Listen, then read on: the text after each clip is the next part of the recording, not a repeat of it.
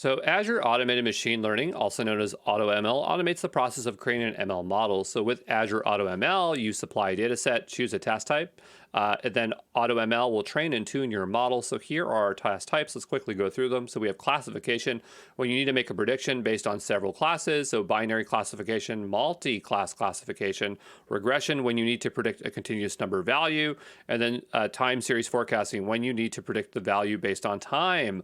So just look at them a little bit more in detail. So classification is a type of supervised learning in which the model learns using training data and apply those learnings to new data. So here is an example, or this is just the option here.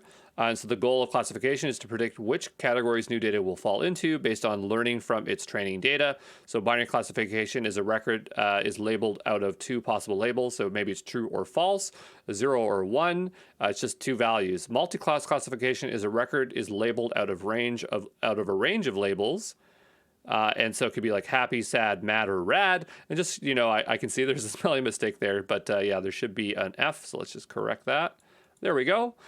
You can also apply deep learning. And so if you turn deep learning on, you probably will want to use a GPU compute instance just because, or compute cluster, because deep learning really prefers GPUs, okay?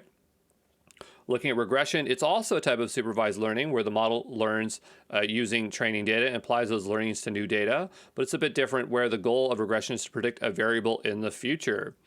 Then you have time series forecasting, and this sounds a lot like regression because it is. So forecast revenue, inventory sales, or customer demand, an automated time series experiment that is treated as a multivariate regression problem. Past time series values are pivoted to become additional dimensions for the regressor together with other predictors.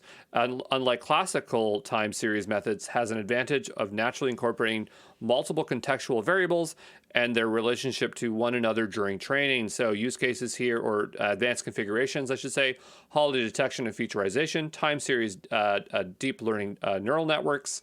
So you got auto ARIMA, profit, forecast TCN, many model supports through grouping, rolling origin cross-validation, configurable labs, rolling window aggregate features. So there you go.